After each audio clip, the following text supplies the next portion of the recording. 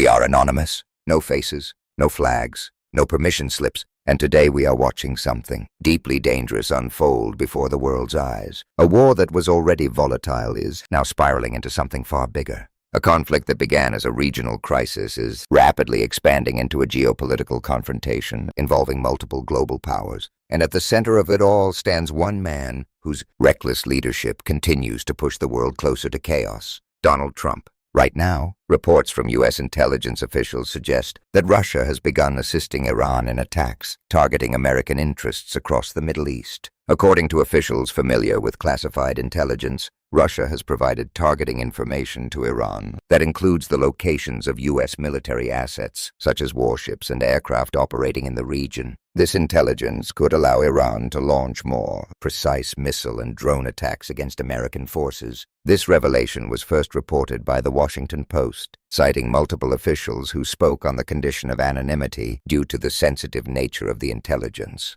Those officials say that since the conflict began, Russia has passed along information identifying the coordinates of American military assets throughout the Middle East. And if these reports are accurate, the implications are staggering, because this would mark the first clear indication that another major adversary of the United States is participating even indirectly in the war. Russia is not just another regional actor. It is one of America's chief nuclear-armed competitors, equipped with advanced intelligence capabilities, including satellite surveillance and signals interception. That means Iran may now be receiving targeting assistance from one of the most sophisticated intelligence networks in the world. And yet, when confronted about this explosive development, Donald Trump did not respond with urgency, clarity, or leadership. Instead, he attacked the reporter asking the question. During a press conference earlier today, Peter Doocy from Fox News asked Trump about the reports that Russia may be helping Iran target American forces in the region. Trump's response was astonishing. Rather than addressing the possibility that a hostile nuclear power is aiding attacks on U.S. troops, Trump snapped at the reporter and dismissed the question as stupid. Think about that for a moment. A journalist asks the president whether Russia is helping Iran attack Americans, and the president calls the question stupid. But the situation becomes even more surreal when you consider what that press conference was actually about, because Trump was not holding a briefing to address the escalating war. He was not speaking to the American public about military strategy. He was not outlining a plan to protect U.S. forces overseas. Instead, the press conference was about something entirely unrelated to the rapidly expanding conflict: Trump's plan to stop college athletes from earning money through their name, image, and likeness. Yes, at the exact moment when reports were emerging that Russia might be assisting Iran in targeting American military assets, the President of the United States was hosting a press event about college sports compensation. After the press conference ended, Peter Doocy explained on Fox News that he had tried to ask Trump about the intelligence reports regarding Russia and Iran. But Trump refused to engage with the question and instead shut down the conversation. Meanwhile, the evidence suggesting the war is expanding continues to grow. According to intelligence assessments cited by U.S. officials, Russia's assistance includes information about the locations of American warships and aircraft operating in the Middle East. Analysts say such data could dramatically improve Iran's ability to conduct precision strikes against U.S. targets. Experts note that Iran possesses only a limited number of military-grade satellites. That means Tehran typically lacks the ability to track American military movements in real time. But Russia has spent years developing advanced surveillance capabilities, including satellite systems capable of monitoring military activity across large geographic regions. If Russia is sharing that information with Iran, it could dramatically increase the accuracy of Iranian missile and drone attacks. And those attacks are already happening. Iran has launched thousands of drones and hundreds of missiles targeting American positions, embassies, and military installations throughout the region. In one attack, a drone strike in Kuwait reportedly killed 6 U.S. soldiers stationed at an American facility. Meanwhile, the United States and Israel have responded with an enormous bombing campaign targeting Iranian military infrastructure. Reports indicate that thousands of Iranian targets have been struck in just a few days, including missile launch sites, naval assets, and leadership facilities. But the White House insists Iran is losing. Administration officials claim the Iranian regime is being crushed, arguing that Iran's missile retaliation is declining and that its military capabilities are being dismantled. Yet the facts on the ground tell a far more complicated story. Iran continues launching Shahed drones and ballistic missiles throughout the region. American military bases and diplomatic facilities remain under threat, and the conflict has already spread across multiple countries. Even global energy markets are beginning to feel the impact. Shipping through the Strait of Hormuz, one of the most important oil transit routes in the world, has been severely disrupted. As a result, oil prices have surged and gas prices have spiked around the globe.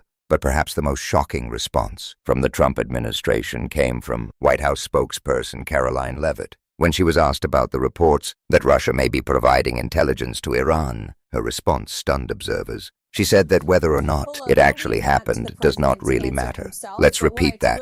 According to the White House, it does not matter whether Russia is providing intelligence that could help Iran attack American soldiers. That statement alone raises serious questions about the priorities of the current administration, because at the same time these reports are emerging, the Trump administration appears to be taking steps that could actually benefit Russia economically. Treasury Secretary Scott Bessent recently announced that the United States would ease restrictions on Russian oil exports to India. Previously, Washington had pressured India to stop purchasing sanctioned Russian oil, but now those restrictions are being relaxed in order to stabilize global energy markets during the conflict. In other words, while Russia may be helping Iran target American forces, the United States government is simultaneously making it easier for Russia to sell oil and generate revenue, and that may not be the end of it. Bessent has suggested that the administration is also considering lifting sanctions on additional Russian oil shipments, potentially releasing hundreds of millions of barrels of crude oil into the global market. Many observers have begun asking a simple question.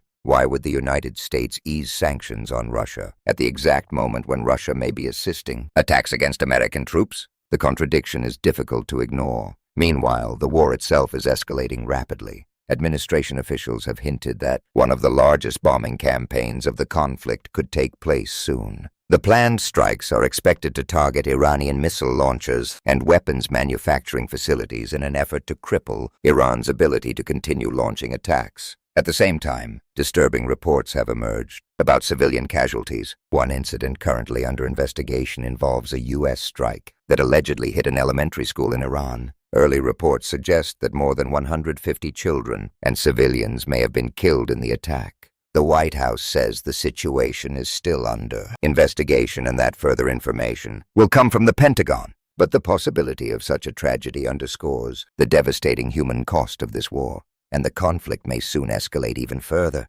According to reporting from NBC News, Donald Trump has privately expressed interest in deploying a limited number of U.S. ground troops inside Iran for specific strategic missions. Officials say no final decision has been made, but the option is under serious consideration. If American boots enter Iranian territory, the conflict could transform into a full-scale regional war. Inside Iran, political leaders are already responding defiantly. Iranian Parliament Speaker Mohammad Bagher Ghalibaf declared that the fate of Iran will be determined by the Iranian people alone, not by foreign intervention. Meanwhile, Trump has demanded what he calls unconditional surrender from Iran. But even that phrase has become ambiguous. When reporters asked the White House what unconditional surrender actually means, the administration offered a vague explanation. When Trump decides that Iran no longer poses a threat, he will declare victory, whether Iran formally surrenders or not. So even if Iran never agrees to surrender, Trump could simply announce that they have.